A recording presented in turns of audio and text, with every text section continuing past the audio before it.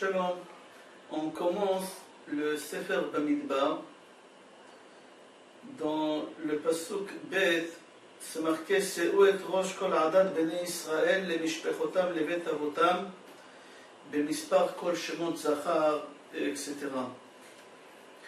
Dans ce pasuk, la Torah ordonne de compter les béné Israël par tribu.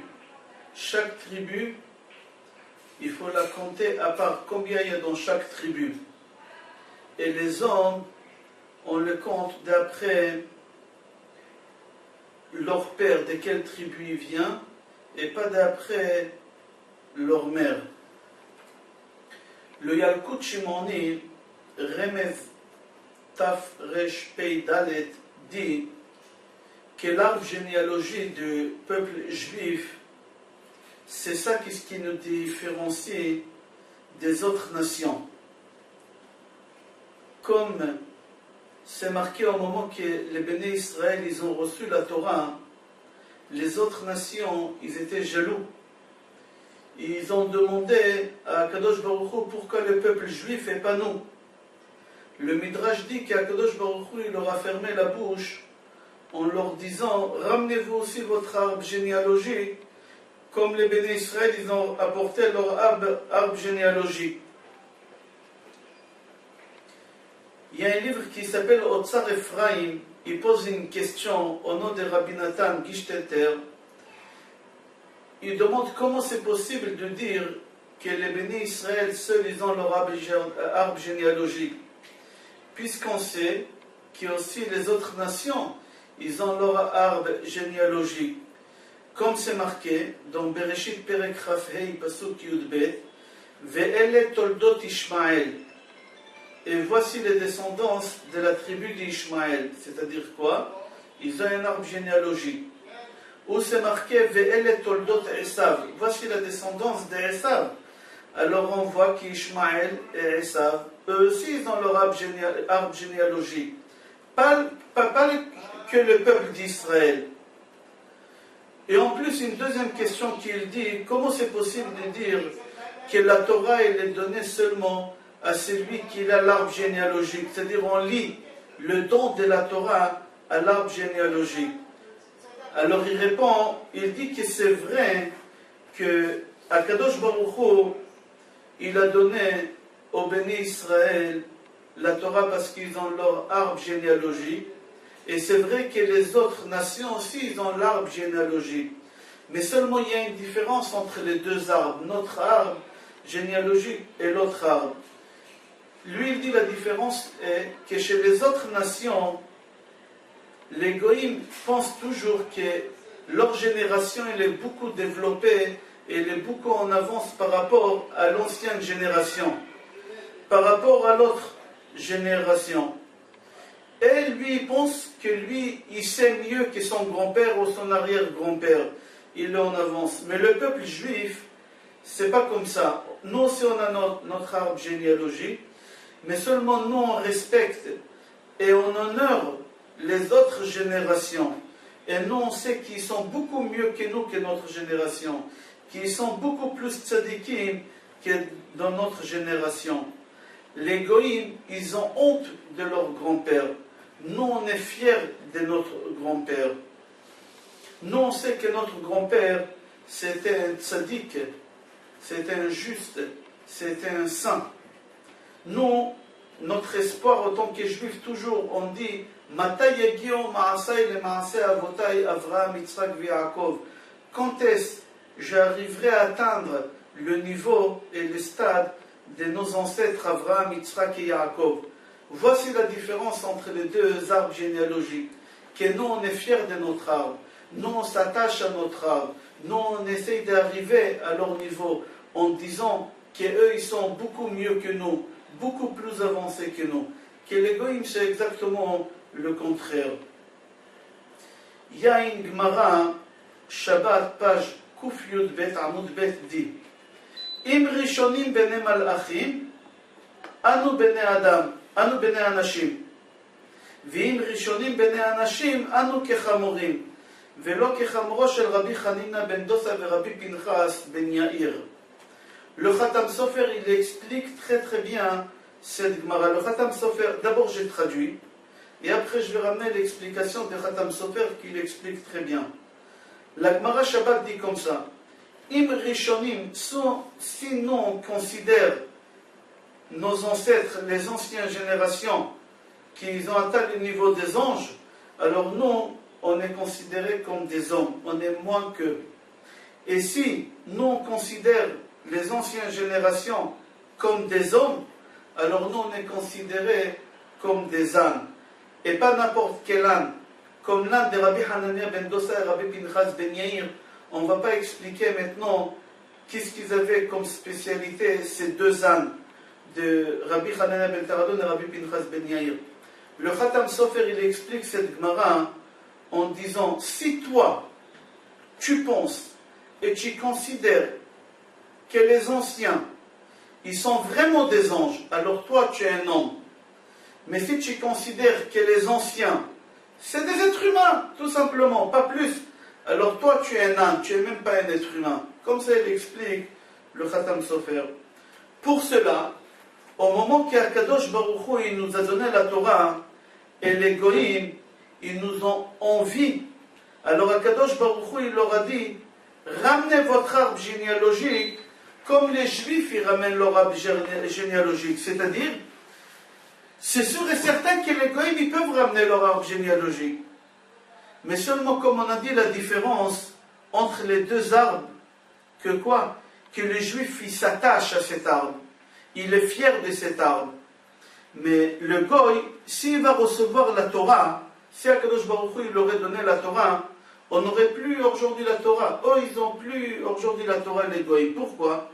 Parce que les Goïm, avec leur génération qui avancent, ils pensent que les anciens, ils sont bêtes, ils ne sont pas intelligents.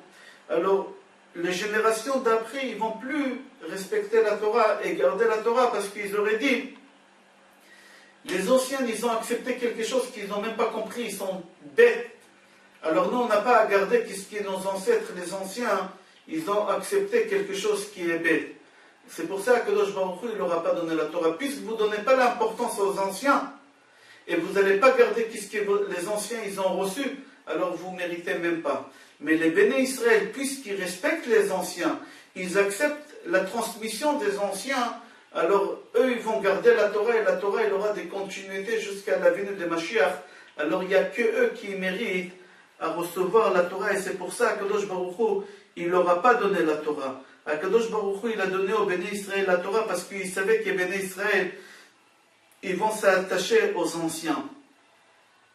Rabbi Nissim Karelitz Shlita, il ramène une Gemara, Me'ila Daf Yud Zayin, Amud Aleph, qu'elle raconte qu'un jour, les Romains, ils ont interdit aux Juifs de respecter Shabbat, Nida, la pureté familiale, et Brit Mila. Et les Juifs, ils étaient embêtés, ils étaient très très surveillés. À l'époque, ils avaient un Tana qui s'appelait Rabbi Reuven Istroboli. Rabbi Reuven Istroboli, c'était un bel homme. Il s'est déguisé, il a coupé ses cheveux comme les Goïms, il s'est déguisé comme eux, et il est parti chez eux. Et il leur a dit, dites-moi, comme il parlait bien, ils ont cru que c'était un des ministres, et alors ils l'ont accepté, ils ont écouté ce qu'il disait. Il leur a dit, dites-moi, c'est lui qui a un ennemi. Est-ce qu'il préfère que l'ennemi soit en bonne santé ou malade? Ils leur ont dit, bien sûr, malade. Il leur a dit, alors pourquoi vous leur interdisez de faire la Brit Mila? Laissez-les faire la Brit Mila, comme ça ils seront malades. Ils ont accepté, ils ont dit, tu as raison. Quelques jours après, il leur a dit, est-ce que vous voulez que l'ennemi il se multiplie ou il diminue? Ils ont dit, bien sûr qu'il diminue. Alors ils ont dit, alors pourquoi vous leur interdisez de faire la pureté familiale? Parce que plus ils font la pureté familiale, moins ils apportent des enfants. Alors laissez-les respecter la pureté familiale, comme ça ils se séparent de leur femme pendant 11 jours. Ils ont dit, tu as raison, ils ont remis la loi des puretés familiales. Après, il leur a dit, est-ce que vous voulez que votre ennemi, il s'enrichit ou il devient pauvre? Ils leur ont dit, bien sûr qu'il devient pauvre. Il leur a dit, alors pourquoi vous leur autorisez à travailler Shabbat? Dites-leur que c'est interdit de travailler le Shabbat, comme ça ils vont gagner moins d'argent. Ils ont dit, tu as raison, et c'est comme ça que Rabbi Reuven Astrouboli, il a réussi. Mais en fin de compte, quelques jours après, ils se sont rendus compte qu'ils s'est moqué d'eux, que c'était un juif. Ils ont remis les lois à nouveau. Chachamim, ils se sont réunis entre eux, comment on peut annuler. Et Rabbi Shimon Bar Yochai, il a dit, puisque moi j'ai l'habitude d'avoir des miracles, laissez-moi y aller, et ben Ezrat Hashem, Dieu il va m'aider. Au moment que Rabbi Shimon Bar Yochai il est parti à Rome, quand il est arrivé à Rome, il y a un démon, un Shindalet, il est venu vers lui, je ne vais pas citer son nom, c'est marqué ici son nom, il est venu vers lui, il lui a dit, Dieu m'a envoyé vers toi pour t'aider. Rabbi Shimon Bar Yochai, il s'est mis à pleurer. Quand ils lui ont dit, pourquoi tu pleures, il leur a dit, la servante de mon père, c'est-à-dire la servante d'Abraham Avinu, Agar, quand elle a quitté la maison, il y a des anges qui sont venus à sa rencontre. Moi, c'est un démon qui vient à ma rencontre, c'est-à-dire je suis moi qui est la servante de mon père, moi que j'ai tout fait pour arriver au niveau de mon père, c'est-à-dire on dit l'homme il doit toujours espérer quand est-ce qu'il va atteindre le niveau de ses ancêtres Abraham, Yitzhak et Yaakov. Et moi j'ai cru que j'ai atteint. Et en fin de compte, je me rendais compte maintenant que même pas au niveau de la servante de mon père. Et là il a commencé à pleurer. En fin de compte, c'est pas ça qui m'intéresse. Rabbi Shimon Bar Yochai il a réussi à annuler parce que le démon il est rentré dans le corps de la fille du roi. Et elle a crié, je veux Rabbi Shimon Bar Yochai, je veux Rabbi Shimon Bar Yochai. En fin de compte, Rabbi Shimon Bar Yochai il est venu, il lui a retiré les démons, il l'a guéri. Et le roi il lui a dit, rentre dans les trésors et tu peux prendre ce que tu veux. Et il a pris là-bas où c'est marqué les décrets des 3 choses qu'on n'a pas le droit de faire et ça a été annulé. Qu'est-ce qui m'intéresse dans cette histoire? Rabbi Shimon Bar Yochai, toute sa vie, il a espéré à quoi? Il a espéré quand est-ce que je vais arriver, quand est-ce que je vais atteindre arriver au niveau de mes ancêtres Abraham, Yitzhak et Yaakov. Voici c'est quoi l'arbre généalogique de le peuple juif. C'est s'attacher aux anciens, c'est d'être fier des anciens. Et les goïms, c'est pas ça. Les goïms, ils ont honte de leurs grands-pères, ils ont honte de leurs anciens. Ils se prennent pour plus intelligents, pour des gens plus développés, plus avancés par rapport aux anciens. Dans notre paracha, dans Pasuk, dans Perek Nun, Pasuk Aleph, c'est marqué Ve'ata afked et aleviim al mishkan ha'edut. Ve'ata afked, tu vas placer, tu vas nommer les Lévi'im sur le Mishkan. Baal HaTurim relève en disant que le mot afked dans toute la Bible, on la voit 2 fois. Une fois dans notre paracha, et la deuxième fois on la trouve dans Tehillim. Perek Kuftet, Pasuk Vav, c'est marqué là-bas, Afked alav Racha, tu vas nommer sur lui un Racha, un mécréant. Alors le Baal HaTurim il pose la question, est-ce qu'il y a un lien entre ces 2 psukim, entre le Pasuk des Lévi, qui c'est marqué, tu vas nommer les Lévi'im sur le Mishkan, et sur le Pasuk qui c'est marqué, tu vas nommer sur lui un mécréant. Alors le Baal HaTurim dit oui, il y a un lien entre les deux. Et c'est quoi? Écoutez, c'est très fort. C'est marqué En adam ne'isa shoter milemata ela im ken ne'isa rasha milemala. Un homme ne peut pas avoir un poste de gouverneur si il n'y a pas un mécréant qui a été nommé pour lui dans les ciels. C'est-à-dire quoi? Au moment que quelqu'un il a un poste puissant, n'importe quel poste, policier, juge, n'importe quel poste puissant, qu'il est responsable sur des gens, il faut savoir que cette personne, il y a quelqu'un qui a été nommé sur lui dans les cieux, un rachat, un mécréant. Et on va expliquer.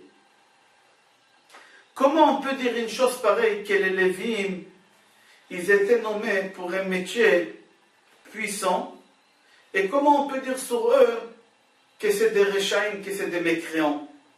Le Admor Megur Sfat Emet, il explique, il apporte une Gemara Souka, page Nunbet, que la Gemara dit comme ça, Kol gadol mechavero yitzro gadol mimeno. Tout celui qui est plus important que son ami, alors son Yetzerara, son mauvais penchant, il est beaucoup plus fort que lui. C'est-à-dire, plus tu avances dans ton métier qui devient beaucoup plus puissant, le mauvais penchant, il s'agrandit avec ton métier. Et c'est pour cela, au moment que les Lévim, on les a nommés sur le Mishkan, ils ont avancé de leur niveau, ils ont avancé dans leur puissance, ils étaient plus importants que les autres Juifs. Alors, leur Yetzerara, leur mauvais penchant, il s'est agrandi avec eux. Et pour cela, on dit qu'on a nommé sur eux un mécréant. Qui c'est le mécréant? Le mauvais penchant. D'accord? Chazal dit, dans le Midrash, quand on a dit tout à l'heure qu'un homme ne peut pas devenir policier, c'est-à-dire un homme ne peut pas avoir un métier et un poste puissant, et en même temps, il y a quelqu'un sur lui qui a été nommé un mécréant. Pourquoi? Parce que le mécréant qui a été nommé sur lui, c'est-à-dire que c'est lui qui a un poste important, le mauvais penchant, il s'est agrandi, il essaye de le faire glisser. Il essaye de faire en sorte qu'il fasse des erreurs, qu'il fasse des péchés, qu'il fasse des choses qu'il ne faut pas faire. Il y a un rav qui s'appelle Rabbi Yochanan David Solomon Shlita. Il dit que la Mishnah dans Pirkei Avot, elle dit, Sena et Rabbanut déteste le métier de rabbin. Lui, il dit, quand on dit déteste le métier de rabbin, ça veut pas dire rabbin. Au contraire, on a besoin des rabbins. Mais quand on utilise le mot rabbin, ça veut dire déteste le métier puissant. Ne prends pas des métiers puissants, c'est-à-dire des métiers qui a des gens qui dépendent de toi. Pourquoi? Parce que celui qui a un métier puissant, que des gens ils dépendent de lui, il va faire des péchés sans se rendre compte. Le mauvais penchant, il est tellement fort qu'il va les faire glisser sans qu'il va se rendre compte. Dans le livre Otsar Ephraim, il développe ça. Au nom de Rabbi Betzalel Zev Shparan, il dit, il faut comprendre le Baal Turim de tout à l'heure. Il ramène une Gemara, Yoma, page Chavbet Amudbet. Il dit comme ça, Kevan shenitmana Adam parnas ala tzibur nit'ashar. Si un homme, il a été nommé Parnas, responsable de la tzedaka, de la caisse de la communauté, il va s'enrichir. C'est pas compréhensible cette Gemara. Lui, il explique comme ça, au moment que ça a été dans le ciel décrété qu'un homme, il aura un métier puissant, c'est-à-dire qu'il y a des gens qui vont dépendre de lui, alors, Nit'achar, c'est-à-dire quoi Nit'achar? Il a un tampon qui s'est marqué dessus Racha. Et quand vous lisez un tampon, vous lisez à l'envers, Rocher. Mais quand vous tamponnez, d'accord, pardon, quand vous lisez, ça fait Racha. Quand vous tamponnez, ça fait Rocher. C'est-à-dire, Chachamim disent de cette Gemara, on apprend, quelqu'un il a un poste puissant, alors il a un rachat qui est nommé sur lui. Quand la Gemara dit qu'il va s'enrichir, ça ne veut pas dire qu'il va s'enrichir, c'est quand tu lis le tampon à l'envers. Mais quand tu lis le tampon à l'endroit, parce que prenez un tampon et lisez-le, ou regardez, c'est à l'envers. Mais quand vous tamponnez, vous lisez à l'endroit. Alors quand vous lisez à l'envers, c'est marqué Rocher, riche, enrichi. Mais quand vous tamponnez, on voit que c'est marqué rachat. C'est ça qu'est-ce qu'elle veut dire, la Gemara. Encore, c'est marqué dans le livre Otsar Ephraim, au nom de Be'erot Hamayim, de Rabbi Tzvi Cohen Mirenarov. Il rapporte une Gemara Chagiga, page Hei Amud Bet. Elle raconte au moment que Rabbi Yoshua ben Hanania, il devait mourir. Au dernier moment, ses élèves lui ont demandé qu'est-ce qu'on va répondre aux mécréants. À l'époque, ils avaient beaucoup d'apicorsim. C'est des gens qui posaient des questions et qui traduisaient la Torah tordue.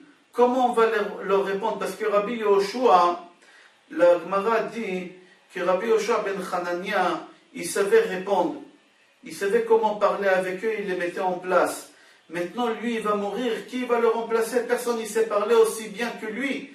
Personne, il a des connaissances aussi profondes dans le profane et dans le Kodesh comme lui. Il leur a répondu, Rabbi Yoshua ben Hanania, il leur a dit, ne vous inquiétez pas. Dès que je vais mourir, leur puissance aussi, elle va baisser. Pourquoi?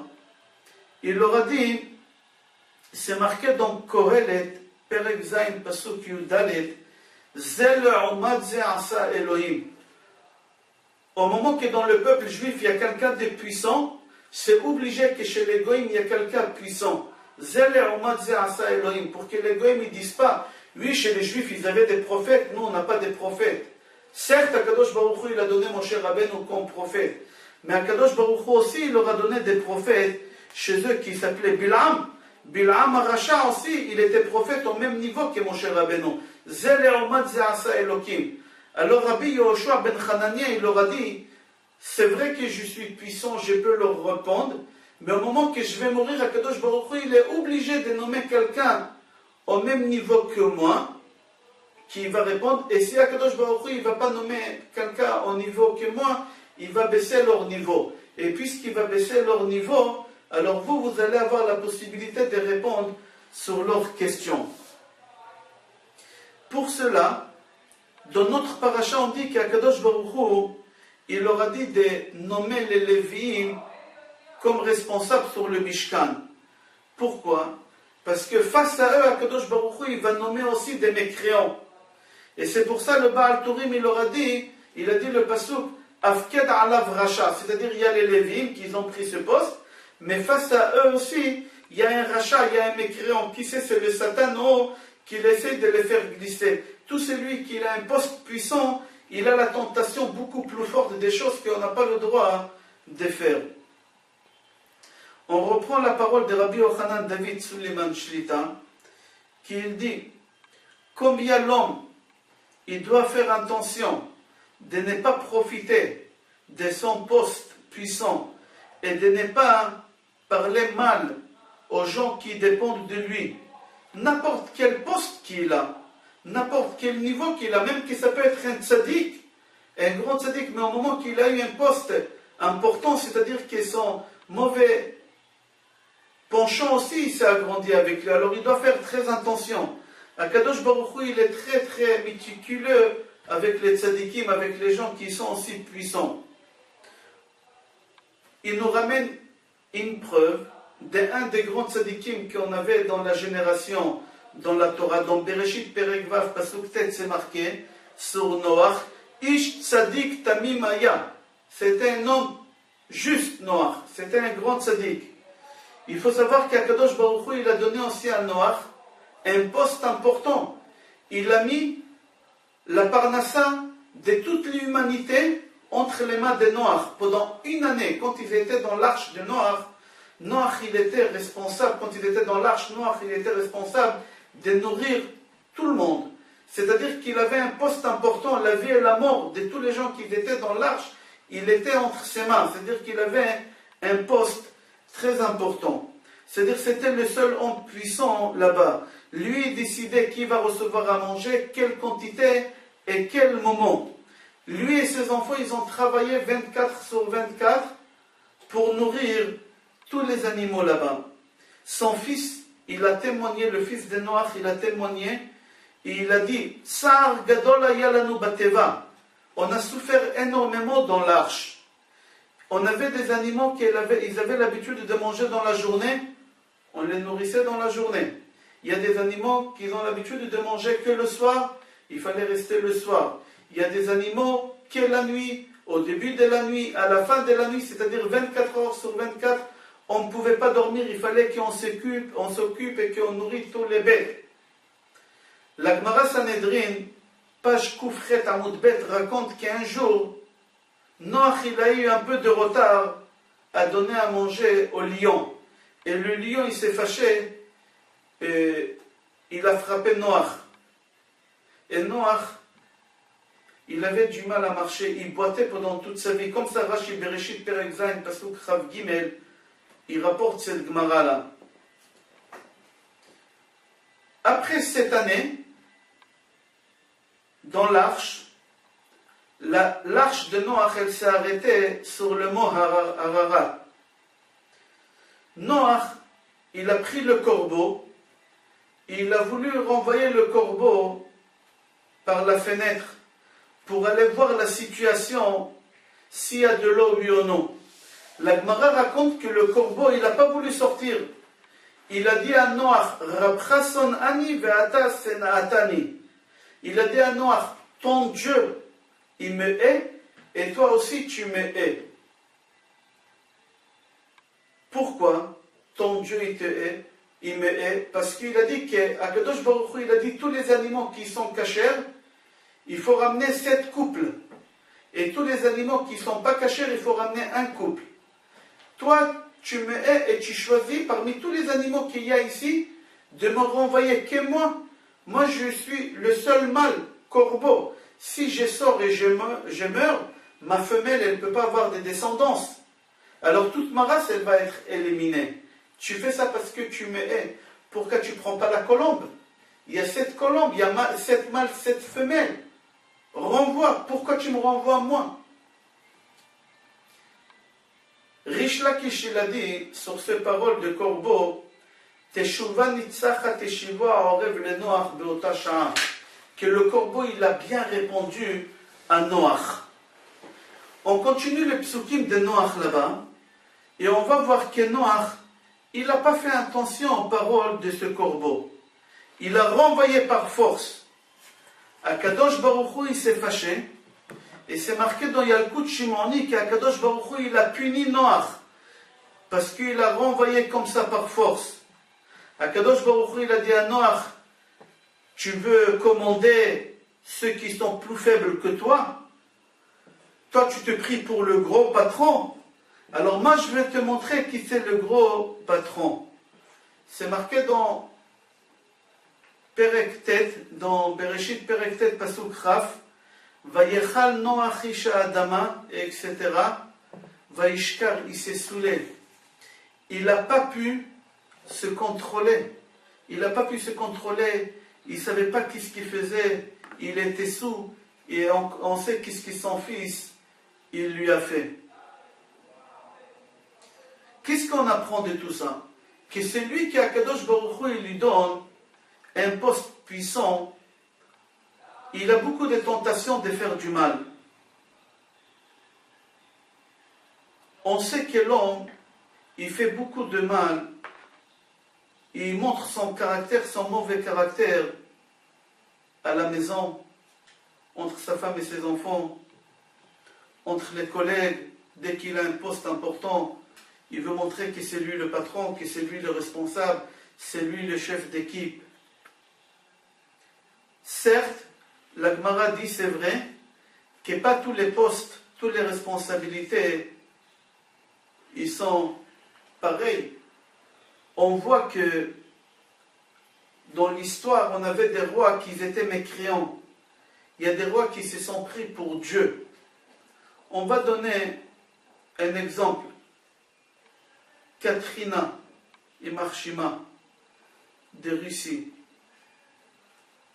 Un jour, on raconte sur elle qu'elle s'est énervée parce qu'elle devait traverser un pont, mais le pont il s'est écroulé. Et elle n'a pas voulu attendre, elle a crié, je vais traverser.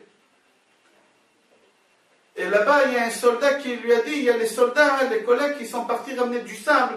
On va mettre beaucoup de sable dans le fleuve et on va le sécher, tu pourras traverser. Et elle leur a dit non, je veux que les soldats sortent dans le fleuve, et ils font un pont avec leur corps, c'est-à-dire qu'ils vont mourir, qu'ils vont se noyer, et je marcherai sur leur corps, c'est plus rapide. Voici la folie des grandeurs. Elle a rendu le sable plus important qu'un humain. La folie des grandeurs. On va changer des sujets. Dans la paracha, c'est marqué Ish al diglo beotot lebet avotam yachanu בני ישראל מנגד סביב לאוהל מועד יחנו. פרק ב' פסוק ב'. C'est marqué là-bas que chaque tribu, elle avait un drapeau. Et chacun y restait avec sa tribu sur son drapeau. Et comme ça, on savait, il s'installait autour de Mishkan, autour de Ohel Moed. Et comme ça, on voyait par rapport au drapeau, chacun où il était, à quelle tribu il appartenait. Bamidbar Rabbah, dans le Midrash, c'est marqué, au moment qu'Akadosh Baruch Hu il s'est dévoilé sur le mont Sinaï, il y a 22 000 anges, ils ont descendu avec Akadosh Baruch Hu. C'est marqué dans Tehillim, Perek Samech Chet, Rachav Elokim, Rechev Elokim Ribotayim, Alfe Shin'an, Vehayu Asuim, Degalim, Degalim. C'est marqué là-bas qu'Akadosh Baruch Hu, au moment qu'il a descendu, des milliers des anges, ils ont descendu. Et les anges, quand ils ont descendu, chaque ange, il avait un drapeau avec son groupe. Au moment que les bénis Israël, ils ont vu comment ils étaient bien ordonnés en groupe avec des drapeaux, ils ont désiré, ils avaient envie d'être comme eux. Ils ont dit à Kadosh Baruch Hu, Alvai kach anu ne'esim degalim kemotam. On aurait bien voulu être comme eux, avec des drapeaux. Amar lahem à Kadosh Baruch Hu, il leur a répondu, pourquoi vous avez cette envie d'être comme eux, des groupes avec des drapeaux? Parce qu'il y a l'ordre. Alors je vais exaucer votre vœu. Et Akadosh Baruch Hu, il leur a dit, Chayechem she'ani memale mish'alotechem. Akadosh Baruch Hu, il a juré, il a promis qu'il va exaucer, qu'il va réaliser notre vœu d'avoir des drapeaux. Yemale Hashem kol mish'alotecha. C'est marqué dans Tehillim Chaf. Tout de suite, Akadosh Baruch Hu, il a dit à Moshe Rabbeinu dans notre paracha, Lech ase otam degalim kemo shenit'avu. Va dans cet ordre qu'on voit dans notre paracha, Ish al diglo beotot levet avotam yachanu bnei Israël mineged saviv leoel moed yachanu. Le midrash que je viens de raconter, on va essayer de comprendre. On raconte qu'un jour, il y a un juif religieux qu'il est en train de faire son service militaire, ici en Israël. Et ils lui ont demandé de faire un discours, c'était avant Kippour, c'était entre Rosh Hashanah et Kippour, de faire un discours pour un peu renforcer les soldats. Et il raconte lui, ces soldats, au moment qu'il est arrivé à la base, il devait parler, c'était une base énorme. Il y avait beaucoup de soldats qui couraient dans la salle, à droite, à gauche, il y avait beaucoup de bruit. Et lui, il n'arrivait pas à commencer à faire son discours. Il s'est retourné, il a demandé aux responsables, qu'est-ce qui se passe? Ils l'ont répondu, ils l'ont dit, c'est simple. Ici, il y a toutes sortes de soldats. Il y a de l'armée de l'air, il y a artillerie, il y a infanterie, il y a toutes sortes de soldats. Et personne ne veut s'asseoir à côté de l'autre. Les pilotes, ils se sentent. Il leur a dit que les pilotes, l'armée de l'air, ils se sentent supérieurs. Ils ne veulent pas s'asseoir à côté de l'artillerie et celle d'artillerie, ils ne veulent pas s'asseoir à côté de l'infanterie. Chacun, ils se sent mieux que l'autre et ils ne veulent pas s'asseoir à côté. Au moment qu'il a entendu ça, il a tapé fort sur la table et avec le micro, il leur a dit, donnez-moi 5 minutes. Il avait le silence. Il a commencé à parler, il leur a dit, c'est marqué dans Parashat Nitzavim, Atem Nitzavim ayom kulechem lifnei Hashem. Vous êtes tous présents aujourd'hui devant Hashem. Rachechem, Shiftechem, Ziknechem, Vejotechem, etc. Michote ve'etzecha, depuis le bûcheron, jusqu'à Shoev Memecha, c'est lui qui va puiser l'eau. Il leur a dit, il y a une question sur ce pasouk. Pourquoi Kadosh Baruch Hu, il dit que tous les gens ils doivent être présents devant Hachem? Depuis celui qui est bûcheron, qui coupe les arbres, jusqu'à celui qui puise l'eau. On dirait que c'est deux personnes différentes, deux personnes loin de l'autre. Il y a un qui gagne 10 000 shekels par mois, l'autre il gagne 200 000 shekels par mois. C'est quoi ça? Ces deux personnes-là, le bûcheron et celui qui va puiser l'eau, ils ont le même salaire. C'est quoi? Akadosh Baruch Hu, il dit qu'il y a une différence entre eux. Il fallait marquer depuis l'avocat jusqu'à le bûcheron, ou depuis le juge jusqu'à celui qui puise l'eau. Il leur a répondu, ce soldat religieux, il leur a dit que la Torah, elle parle ici aux êtres humains. Pas comme nous, qu'on se considère supérieur que l'autre. La Torah, elle nous parle au niveau des êtres humains. Comment? On va expliquer. Il dit que ce monde-là, où nous vivons, c'est un monde d'illusion. C'est un monde de mensonges. Que l'homme, il est jugé par rapport à l'argent qu'il a à la banque. Quand on dit sur quelqu'un qui vaut 1 million, ce n'est pas lui qui vaut 1 million. C'est-à-dire dans son compte, il y a 1 million. C'est-à-dire qu'on juge les gens par rapport à leur apparence, par rapport à l'argent qu'ils ont à la banque. C'est un monde de mensonges. Mais la Torah, elle parle, elle comparait l'homme et toute l'humanité au niveau égal,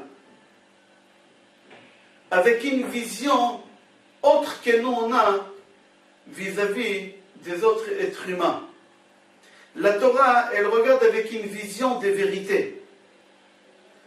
La Torah, elle regarde avec une vision qu'est-ce que l'homme donne à la création. C'est vrai, celui qui est bûcheron, il détruit la nature, il détruit la création. C'est lui qui puise l'eau, au contraire, il fait reconstruire la nature, il fait revivre la création. Et entre ces deux métiers-là, il y a tous les autres métiers. La Torah, elle ne regarde pas comme nous.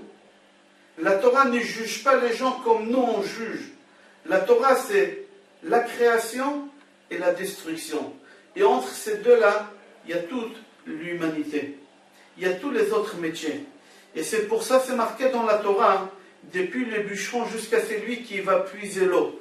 Pourquoi? Parce que l'importance de l'homme, elle ne se base pas d'après son salaire, d'après l'honneur, d'après la responsabilité de son métier, mais seulement par rapport à ce que l'homme donne à l'humanité, par rapport à ce que l'homme donne à la création. Il leur a dit, vous aussi les soldats, vous tous, vous avez le même métier. Il n'y a pas de différence en réalité entre l'armée de l'air et l'artillerie. Il n'y a pas de différence. Tous ont fait le même travail. Tous on a le même but. Tous nous on sert le même pays, le même État. Tous on essaie de faire la guerre, d'éliminer le même ennemi. Alors pourquoi il y a des soldats qui sont différents? Il y a l'armée de l'air, il y a l'infanterie, et chacun il a des habits différents, des couleurs différentes, il a des logos différents. Il leur a dit parce que il faut savoir que seulement grâce à cette différence que nous on a entre nous ici à l'armée, on peut réussir de faire la guerre. Pourquoi? Parce que quand on fait une guerre, au début on envoie l'armée de l'air, qu'elle essaie de bombarder un maximum. Après, on envoie l'artillerie de loin, on essaye encore. Et à la fin, on essaie de faire rentrer l'infanterie. Et ensemble, avec l'artillerie, on essaye de finir le travail et de conquérir ce terrain. Mais tous on a le même but, tous on fait le même travail, tous on sert le même pays. Mais seulement, il faut savoir qu'il y a ici un point important. Si à l'armée, on aurait été tous égaux, la même chose, les mêmes habits, les mêmes couleurs, jamais on n'aurait pu tirer du soldat le mieux de lui qu'il peut donner. Pourquoi? Parce qu'il y a des soldats qui sont faits pour faire l'armée de l'air, la marine. Il y a quelqu'un qui n'est pas capable de faire ce que l'autre est capable, et on se complète tous. Mais au moment qu'on divise l'armée, on peut tirer du soldat le mieux, que ce soit des forces physiques ou psychiques qu'il a. Chaque enfant qu'il atteint ici en Israël, l'âge de 17 ans, on le convoque à l'armée. Pour faire cette sélection, pour savoir, on les fait passer des examens psychométrie, psychotechnie, pour voir ce qu'il est capable de faire. Et par rapport à ça, en hébreu on dit Meshaptsim Oto, on essaie de trouver la meilleure place où il peut être à l'armée pour servir l'armée le mieux possible. Et c'est ça qu'est-ce que les béné Israël ils ont vu chez les Malachim, au moment qu'Akadosh Baruch Hu il a descendu sur le Har Sinaï.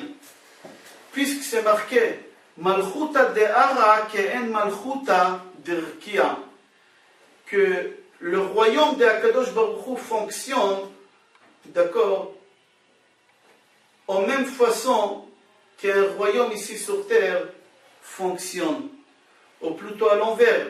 Le royaume de la terre fonctionne en même façon que le royaume de Akadosh Baruch Hu. Au moment qu'on a reçu la Torah au mont Sinaï, les anges, ils ont descendu, ils étaient groupés avec leur drapeau. Il y avait là-bas des milliers des anges. Et chaque ange, il avait la chose qu'il fallait faire, la mission qu'il devait faire. Et c'est pour cela, les bénis Israël, quand ils ont vu comment ils étaient ordonnés avec leur drapeau, chacun il avait sa mission. Et c'est pour ça que les bénis Israël, ils ont dit à Kadosh Baruch Hu, Ribono shel Olam, le maître du monde, Neranena bi yishuatecha u beshem Elohenu nidgol. Nous aussi, on veut être arrangés en groupe avec des drapeaux. Nous, on veut aussi servir Dieu bien, avec toute notre possibilité, avec toute notre force. Nous, on veut que chacun, il aura son travail, sa mission qu'il doit faire. Nous tous, en tant que juifs, on a l'obligation de faire les 613 mitzvot de la Torah et les 7 mitzvot de Rabbanan, qui ensemble, ça fait 620. Et 620, c'est la valeur numérique des Keter, couronne. Et c'est quoi cette couronne qu'on parle? C'est la couronne de Akadosh Baruch Hu, comme on dit, Itenu lecha malachim amone ma'ala, im amecha Israël kevut semata. Nous tous, ici en bas, réunis avec les anges qui se trouvent en haut, nous tous, on veut te couronner Akadosh Baruch Hu sur nous. Nous tous, on veut servir le même roi. Chacun d'entre nous, il a sa spécificité qui peut te donner un bon service à Kadosh Baruch Hu. Dieu, quand il a entendu ça, il leur a dit à Kadosh Baruch Hu, pourquoi vous avez cette envie d'avoir des drapeaux? Akadosh Baruch Hu, il leur a dit, puisque vous voulez pour atteindre ce but-là, pour me servir au mieux possible, je vais réaliser votre désir. Je vais vous donner des drapeaux. Et en fin de compte, dans notre paracha, on voit qu'Akadosh Baruch Hu, il a donné à chaque tribu et tribu un drapeau. Et chaque tribu, il avait son logo et sa spécificité qui pouvait faire cette tribu. Aujourd'hui, malheureusement, on n'a pas tous les 12 tribus. On ne sait même pas de quelle tribu nous-mêmes on vient. Nous savons seulement qu'on est les enfants d'Abraham, Yitzhak et Yaakov. Mais de quelle tribu on est, on ne sait pas. Quand le Mashiach, Be'ezrat Hashem, il va venir, il va dire chacun de quelle tribu il est, et il va nous dévoiler où sont les autres tribus. Mais aujourd'hui, chacun il a ses origines, d'où il vient, chacun il a ses coutumes, chacun il y a des origines qui ont des coutumes qui mettent le point beaucoup sur la joie, il y en a sur la prière, chacun il a ses coutumes. Chacun il doit garder les coutumes qu'il a eues de ses ancêtres. Comme on dit dans la paracha, Ishal diglo beotot lebet avotam yachanu bnei Israël. C'est-à-dire que chacun il doit garder les coutumes qu'il a reçues. Mais il faut faire attention, il y a des coutumes qui sont faux, qui sont contre la halakha. Parce que le mot coutume en hébreu, minhag, si vous le lisez à l'envers, ça fait gehinam. Des fois, le minhag, la coutume, elle peut nous ramener en enfer. Pourquoi? Parce que c'est contre la Torah. Moi, je parle des coutumes qui sont reconnues par les rabbanim, etc. Il faut savoir qu'on a dit que tous les tribus, ils étaient en groupe, qu'ils étaient différents un des autres. Il faut savoir que même dans le groupe lui-même, dans la tribu elle-même, chacun, il avait un travail spécifique qu'il devait faire. Chacun, il avait un travail à faire. On prendra l'exemple des tribus des Lévis, qu'eux, ils travaillaient au Beth Amikdash. Qu'est-ce qui faisait la tribu des Lévis au Beth Amikdash? La tribu des Lévis, elle était divisée déjà en deux groupes. Il y avait le groupe des Kohanim, d'accord? Et il y avait le groupe des Lévi'im. Et chacun, il avait un métier au Beth Amikdash différent de l'autre. Et les Lévi'im eux-mêmes, ils étaient divisés en plusieurs responsabilités. Il y a des Lévi'im qui chantaient. Il y a des Lévi'im qui jouaient aux instruments de musique. Il y a des Lévi'im qui étaient responsables de l'ouverture des portes de Mishkan et des fermetures des portes de Mishkan. Et les musiciens eux-mêmes, ils étaient divisés en plusieurs groupes. Il y en a qui jouaient sur les violons, il y a qui jouaient sur des autres instruments. Et ils n'avaient pas le droit d'échanger les instruments. Chacun, il fallait qu'il joue sur l'instrument où il savait le mieux possible. Pourquoi? Parce qu'au moment qu'un juif il ramenait, par exemple, un korban khatat au Beth Amikdash, il ramenait un korban sur un péché qu'il faisait. Alors le Lévi, il jouait avec l'instrument qu'on appelait violon. Et au moment qu'il jouait avec le violon, ça touchait tellement, ça vibrait tellement le cœur de celui qui faisait les péchés, qu'au moment qu'il faisait les sacrifices, il pleurait. C'est-à-dire, la musique, ça le faisait réveiller, ça le faisait prendre conscience au péché qu'il a fait. Et au moment qu'il faisait les sacrifices, c'était de tout cœur qu'il faisait les sacrifices.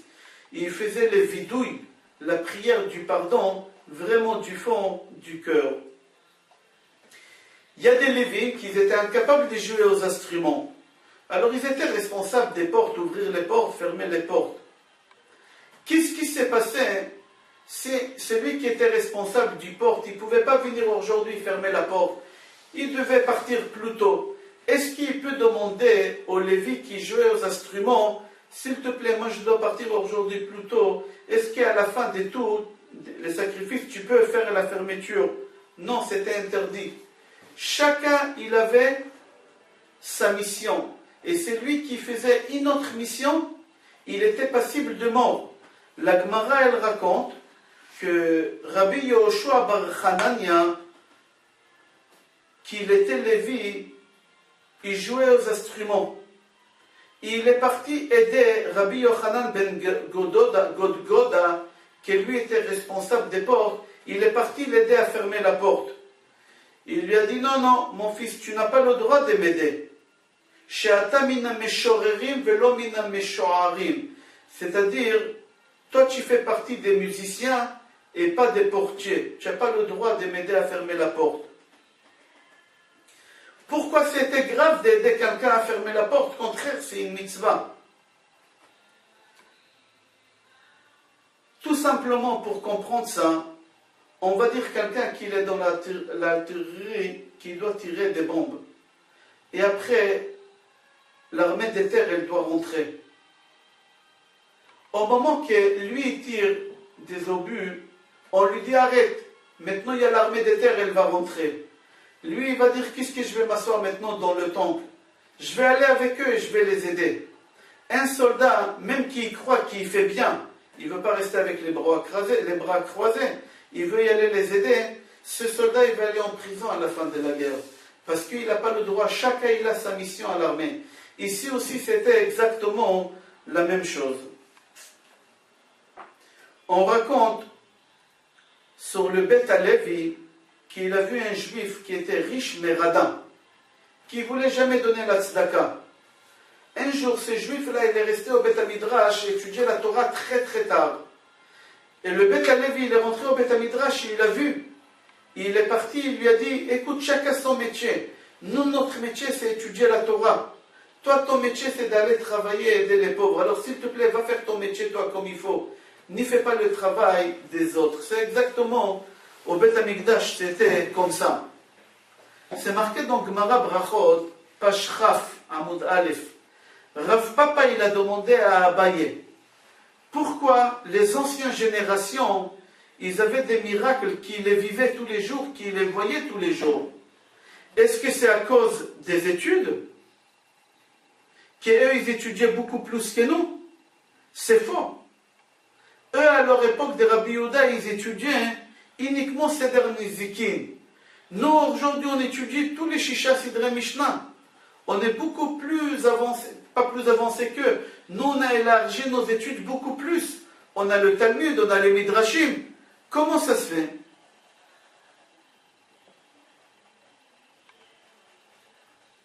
Rav Papa, il a demandé cette question. Il leur a dit pas seulement qu'eux, ils avaient des miracles, et en plus, ils avaient des miracles très vite. Comme la Gemara raconte qu'un jour, ils n'avaient pas de pluie pendant 3 ans, et il fallait faire des prières. Et Rabbi Yehuda, pour faire la prière, il fallait enlever les chaussures comme un endeuillé. Il a seulement enlevé sa chaussure gauche. Il n'a pas encore enlevé, il a seulement commencé à enlever la chaussure pour commencer à faire des prières. Et déjà la pluie, elle a commencé à tomber. Comme ça, la Gemara, elle raconte. Et nous, on prie pendant des heures, et personne ne nous écoute, personne ne nous surveille, personne ne répond à nos prières. Abaye, il a répondu à Rav Papa. Il lui a dit, il y a une différence entre leur prière et notre prière. Eux, mis à part leur prière, ils se donnaient corps et âme au moment qu'ils faisaient une mitzvah. Nous, on se donne qu'âme. On ne se donne pas notre corps aussi au moment qu'on fait la mitzvah.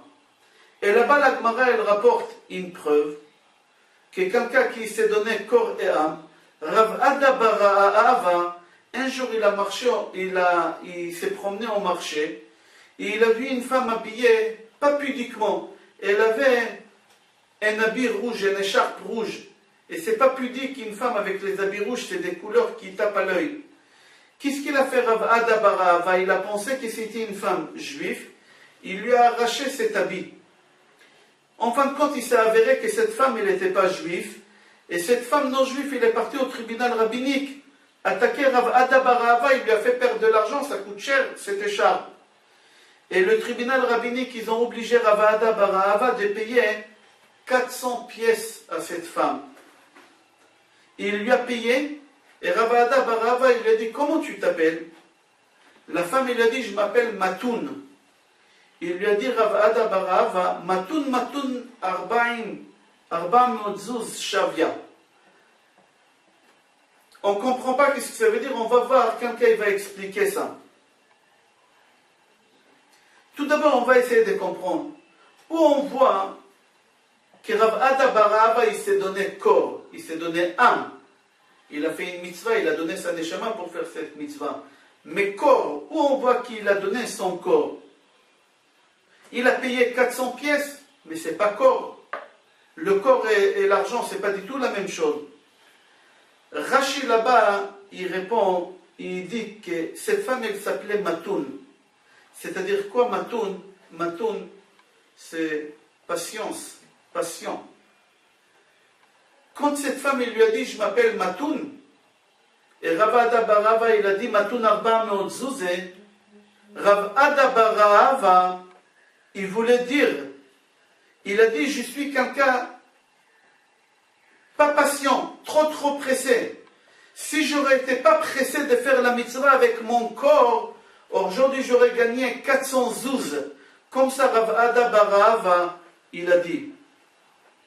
Rav Bregman, Shlita, il rapporte une Gemara Ta'anit, page Chavvav Amud Bet. Les élèves de Rav Ada bar Ahava, le même Rav, il a vécu très longtemps. Ils lui ont dit, grâce à quoi tu as eu ce mérite de vivre aussi longtemps? Aujourd'hui aussi, nous on pose les questions aux vieux, comment ça se fait qu'ils arrivent à atteindre 100 ans, 110 ans? Et nous on attend une réponse terre à terre. Je mange tous les jours 2 tablettes de chocolat. Je mange tous les jours une orange. Nous on attend ça. Mais eux, quand ils ont posé la question, c'est pas cette réponse comme nous on s'attend. Eux, ils attendaient. Eux, ils savaient qu'avoir une longue vie, ça dépend des autres choses. De notre époque, ils ont demandé à un rav qui s'appelait Rabbi Shimon Miraslav. Ils lui ont posé une question. Comment ça se fait que tu as eu le mérite de vivre aussi longtemps? Il leur a répondu une belle réponse. Il leur a dit, jamais j'ai posé des questions à Kadosh Baruch Hu. Quand j'ai eu une épreuve dans ma vie, jamais j'ai dit à Kadosh Baruch Hu pourquoi. Jamais. J'avais pas de questions. J'ai accepté tout. Alors au moment qu'on ne se pose pas de questions, alors Dieu il n'a pas de réponses à nous donner. Mais à partir du moment que tu as trop de questions, Kadosh Baruch Hu il te convoque, il te dit tu as des questions, viens, je vais te donner des réponses. Alors c'est pour ça que je vis très longtemps, parce que je n'ai pas de questions. Tout ce que Kadosh Baruch Hu me donne, j'accepte avec amour. On va revenir à notre Gemara, Rav Ada bar Ahava. Il a répondu à ses enfants, grâce à quoi j'ai eu une longue vie. Il leur a dit, parce que jamais de ma vie, je me suis énervé dans ma maison. Jamais j'ai marché devant quelqu'un qui est plus important que moi. Jamais j'ai pensé des choses des Torah dans des rues sales. Jamais j'ai marché 4 pas sans penser à la Torah, sans tefilin. Tout le temps j'avais des tefilin, mis à part Shabbat. Jamais j'ai dormi à la synagogue, au Beth Midrash, en maison des études. Lo shenat ha'aray velo shenat keva. Ni j'ai somnolé, j'ai dormi 2 minutes, ni j'ai dormi une nuit complète. Velo sasti betakalat chaveri. Jamais j'ai été joyeux quand mon ami, il a fait quelque chose qu'il ne fallait pas et on l'a puni. Ou quand il a fait une erreur, j'ai rigolé, je me suis moqué de lui. Et jamais j'ai donné des surnoms à mon ami. Voilà pourquoi j'ai vécu aussi longtemps. La première chose que Rav Ada bar Ahava il a dit à ses élèves, que jamais il s'est énervé dans sa maison. Nous, aujourd'hui, on fait très attention de ne pas s'énerver avec nos enfants ou notre femme en public. Pourquoi? Parce que c'est pas joli. Mais à la maison, on se permet tout. Parce qu'il n'y a personne qui nous voit. Personne, il va nous faire la remarque.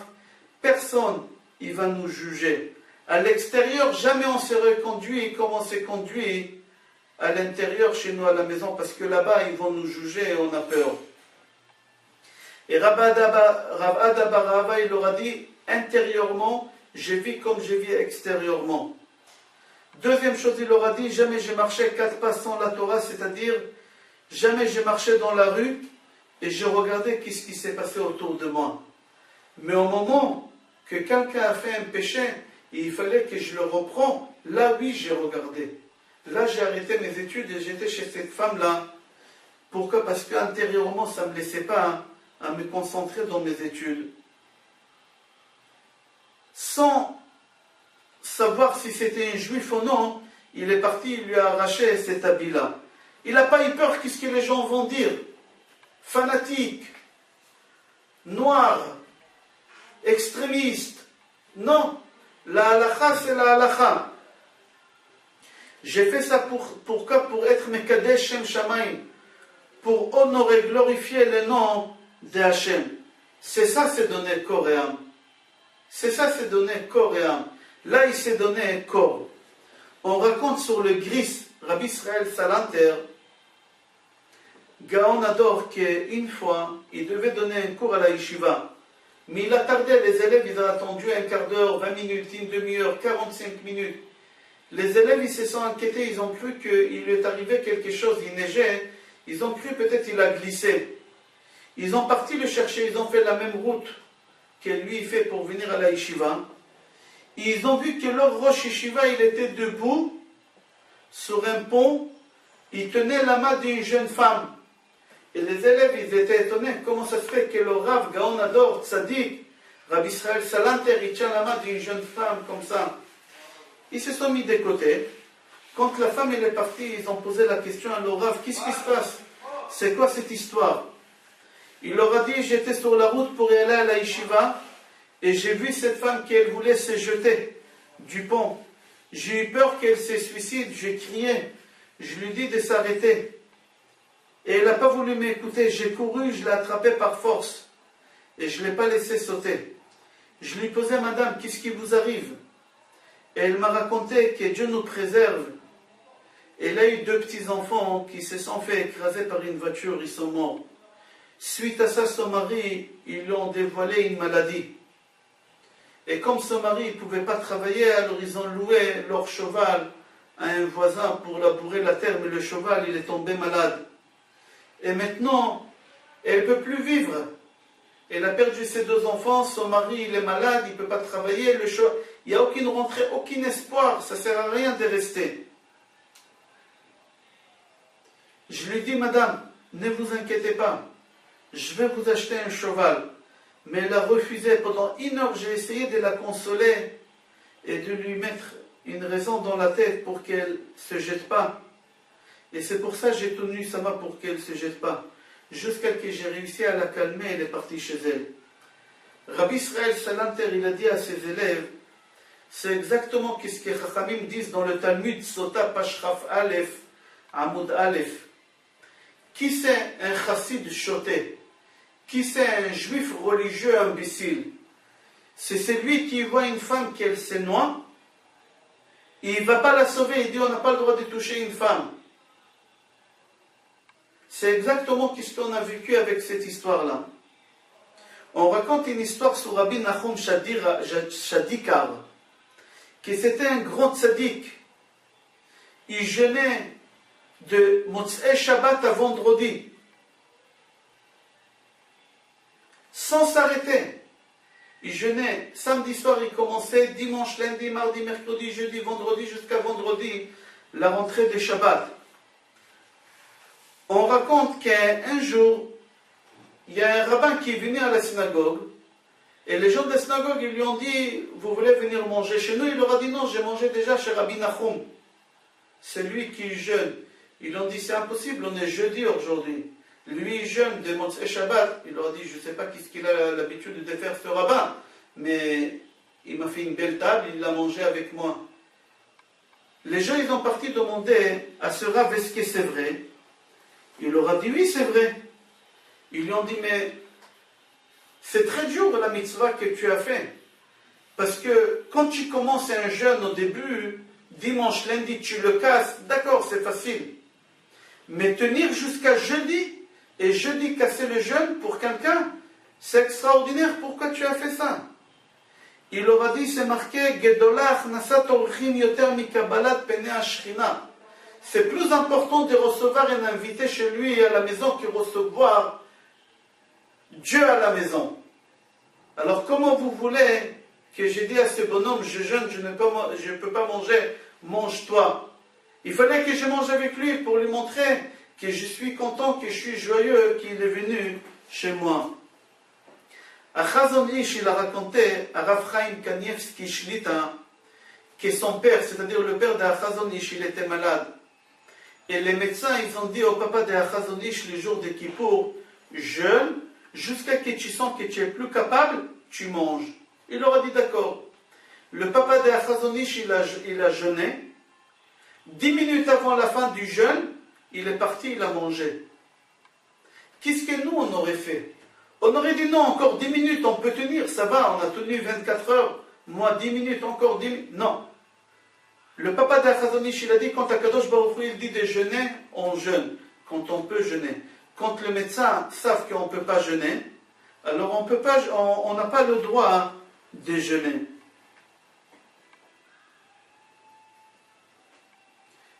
Le papa d'Achazon Ish, il servait à Kadosh Baruch Hu, parce qu'Akadosh Baruch Hu, il a ordonné de jeûner. Mais Akadosh Baruch Hu aussi, il a ordonné de manger. Quand le médecin étudie de manger, c'est marqué dans la Torah qu'il faut écouter le médecin, il faut jeûner. Il n'a pas fait de compte, le papa de Chazon Ish, est-ce que j'ai le droit de manger ou je n'ai pas le droit de manger? Est-ce que les gens ils vont parler? Est-ce que les gens ils vont pas parler? Le médecin, il m'a dit que je peux manger, je mange. Parce que la Torah, elle m'autorise de manger. C'est ça, c'est donner corps et âme. Imaginons Boaz, le grand de cette génération à l'époque, qu'il y a une femme convertie, une femme de Moab, elle vient dans le champ de Boaz et elle lui dit, et Boaz dit, qui c'est cette fille? Il s'intéresse à une jeune fille.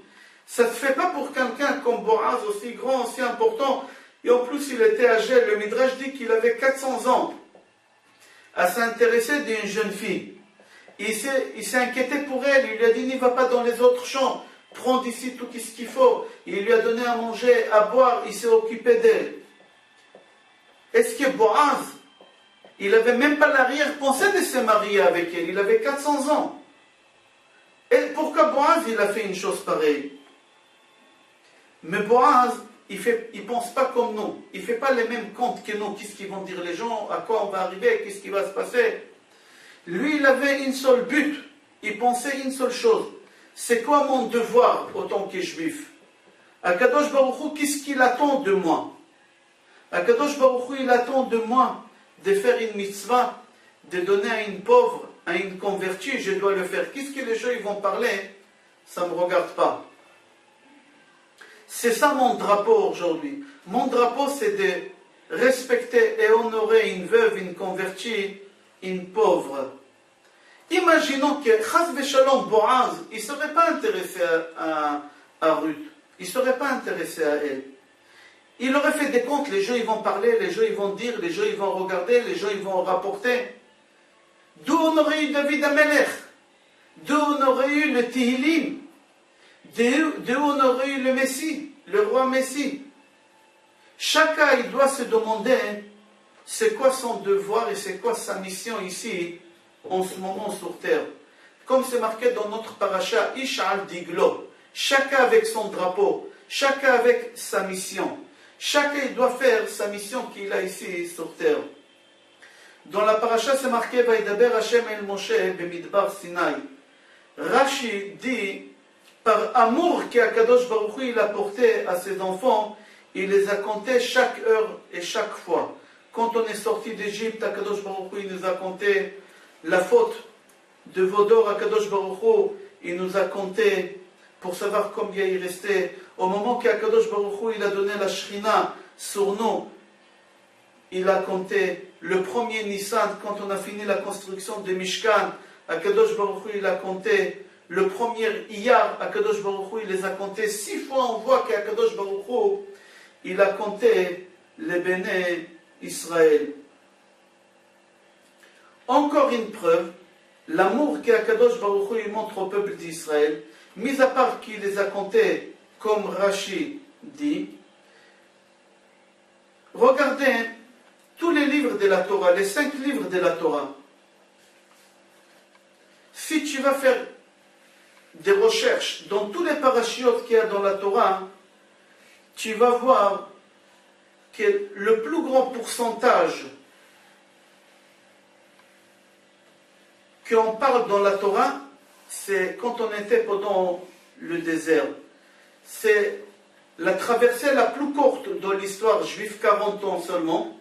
L'esclavage d'Égypte, c'était 210 ans. Et seulement la traversée du désert, 40 ans, c'est 80% des 5 livres de la Torah. J'ai fait des recherches et venez, on va voir ensemble. Dans Parashat Bereshit, dans une seule paracha, à l'intérieur de cette paracha, il y a une histoire de 1400 ans. Depuis la création du monde, d'accord,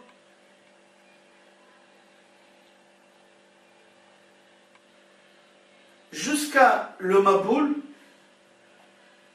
il y a 1500 ans, mais enlevé les 120 ans qu'il y avait avant la Maboul, il y a 1400 ans à peu près.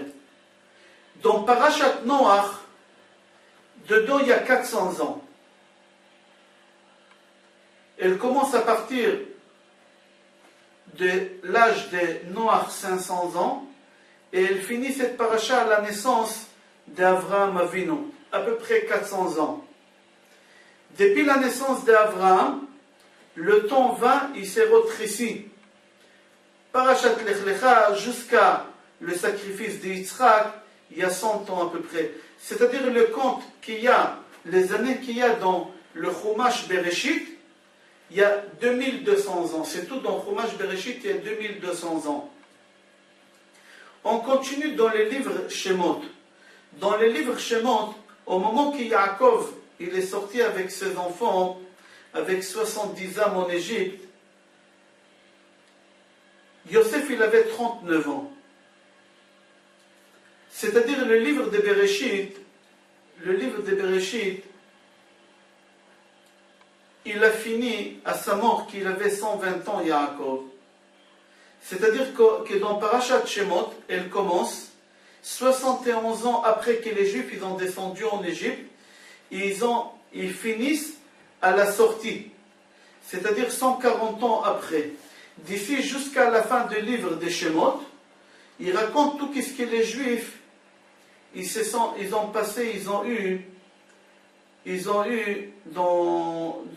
en une année en Égypte. C'est-à-dire que dans le livre Shemot, il se résume tous les livres Shemot 141 années. Dans Sefer Vaïkra, tout le livre de Vaïkra, il parle d'un seul mois. Puisque le livre de Bamidbar, il commence Be'echad lachodesh hasheni, bashana hashenit, letzeta me'eretz Mitzrayim. C'est-à-dire qu'un mois après qu'ils ont construit le Beth Amikdash, déjà on a commencé le Sefer Bamidbar. C'est-à-dire que le livre Vaïkra, il y a un seul mois, dans un livre entier. Dans le livre Bamidbar, il résume 38 ans d'histoire. Et dans le livre d'Evarim, il résume seulement un seul mois. C'est-à-dire un seul mois. Le livre, j'ai fait un résumé. Le livre de Bereshit, il parle d'une histoire de 2200 ans. Le livre de Shemot, 141 années. Vaïkra, un mois. Bamidbar, 38 ans. Et le livre d'Evarim, seulement un seul mois. Un mois, c'est tout. C'est-à-dire que Akadosh Baruch Hu nous montre l'amour qu'il porte pour le peuple d'Israël. Akadosh Baruch Hu, il parle que de peuple juif. Depuis le début de la Torah, depuis la création du monde, avant la naissance du peuple juif, la Torah elle a résumé 2 parachiotes. à peu près 2100 ans. Pourquoi? Parce que toute l'arbre généalogique des goïms, de nos juifs, ça ne nous intéresse pas. Mais plus la Torah, elle avance à raconter la vie du peuple juif, le peuple élu, les années passent plus doucement, doucement. Pourquoi? Parce que Akadosh Baruch Hu, il nous aime. Akadosh Baruch Hu, il raconte en détail tout ce qui nous est arrivé. Les goïms ont 2 parachiotes il y a 2100 ans. Mais nous, le peuple élu, Akadosh Baruch Hu, il a pris du temps pour parler de nous tellement il nous aime. Rashi dit que dans le Passouk, on dit Béné Israël 5 fois. Pourquoi? Parce qu'on a les 5 livres de la Torah. Alors, il y a quelqu'un qui a posé la question, pourquoi que 5 fois par rapport aux 5 livres de la Torah? Il fallait marquer 6 fois par rapport au Shisha Sidre Mishnah, aux 6 tomes de la Mishnah. Ils lui ont répondu parce qu'il y a une différence entre la Torah écrite, les 5 livres, et la Torah orale. Parce que la Torah écrite, ça représente le peuple juif, comme on a dit, l'amour qu'Akadosh Baruch Hu nous porte. Et dans la Torah écrite, s'il manque une lettre, la Torah elle n'est pas cachère. C'est-à-dire, s'il manque un juif, pour Akadosh Baruch Hu, c'est pas possible. C'est pas viable. Mais par contre, par rapport à la Torah écrite et par rapport à la Torah orale, s'il manque là-bas une lettre, ça ne la rend pas cachère. C'est cachère, mais ça manque une lettre, d'accord. Parce que ça ne représente pas là-bas toute l'histoire du peuple juif de sa naissance. Toute l'histoire juive, sa naissance, ça représente les 5 livres de la Torah écrite. Et c'est pour ça que Kadosh Baruch Hu, il a pris à raconter dans la Torah écrite en détail toute l'histoire juive de la naissance de l'histoire du peuple d'Israël. Mais par contre, les goïms ont 2 parachiotes, on a fini 2100 ans de leur histoire. C'est la paracha qu'on vient de faire, Sefer Bamidbar. Je vous souhaite, Be'ezrat Hashem, bracha ve'atzlacha, Shabbat Shalom et Kol Tov.